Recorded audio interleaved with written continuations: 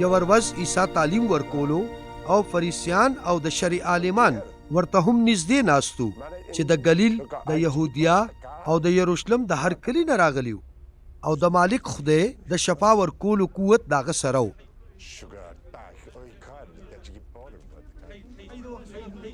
نو بیا یو څو کسانو یو شل سړی په کټ کې راوړو. هغې کوشش وکړو چې هغه وردن نه کي او د عیسی په مخ کې یې کیږدي،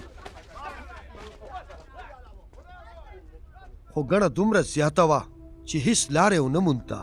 نو هغې پاسو ختل او بره د چت نه چوکۍ اخوا کړې او سورې وکړه او په بستره کې یې راښکته کړ او د خلکو په منځ کې یې د عیسی په مخ کې کېښودو.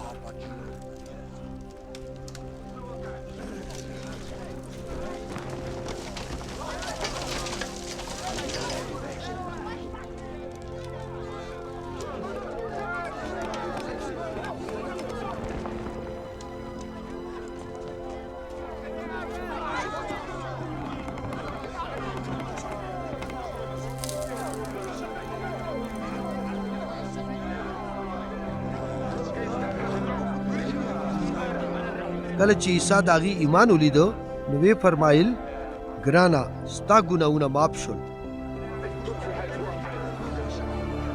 نو د شرع عالمانو او فریسیانو یو بل ته وویل چې دا څوک ته چې کفر وایي د خدای نه بغیر هم لا څوک د چا ګناهونه بخلی شي څه.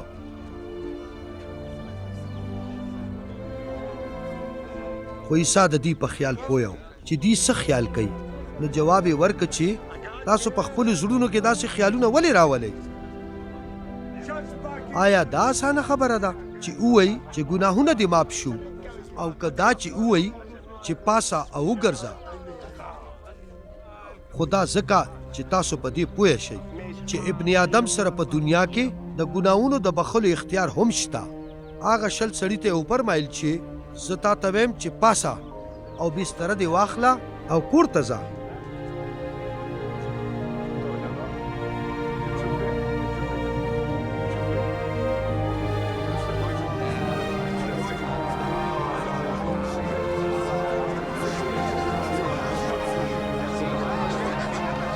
هغه د هغې په وړاندې سمدستي پاڅېده او هغه بستره چې دې پې پروت و یې واخیسته او کور ته روان شو او د خدای پاک ثنا یې وویله. هغې ټول سخت حیران شول او د خدای پاک ثنا یې وویله او یرې واخیستل او ویې ویل چې نن موږ څه عجیبه کارونه ولیدل.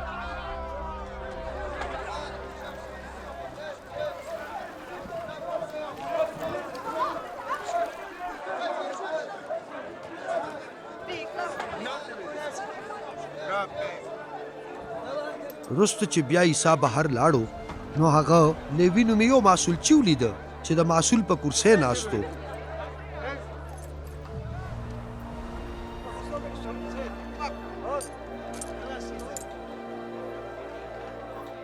او هغه ته یې وفرمایل چې ما پسې راځه.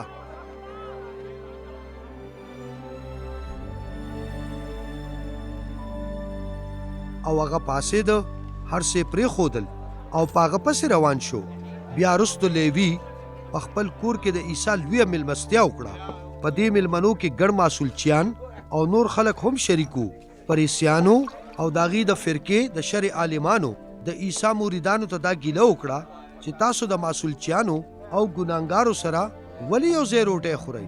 عیسی هغې ته جواب ورکړ چې روغو خلکو ته د طبیب اجت نه وي، خو بیمارانو ته وي. زه د دې دپاره نیم راغلی چې صادقانو ته دعوت ورکم، بلکې د ګناهګارو دپاره چې توبه وکړي. بیا هغې عیسی ته وفرمایل چې د یحیی مریدان خو روژې نیسي او عبادتونه کوي او دغه شان د فریسیانو مریدان هم، خو ستا مریدان خو ریسکي.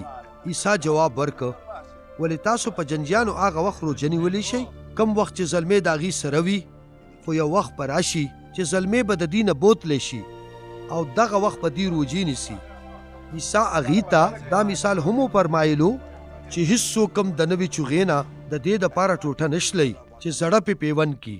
که چېرې هغه داسې وکړي نو هغه به په نوې چوغې کې سورې وکړي او دا نوې ټوکړه به د زړې سره هېڅ سمون نه خوري. او څوک هم نوې مۍ په زړو مشکونو کې نه اچوي، ګینې نو نوې مۍ به مشکونه وشلی او مۍ به ضایع شي. او مشکونه به تباه شي.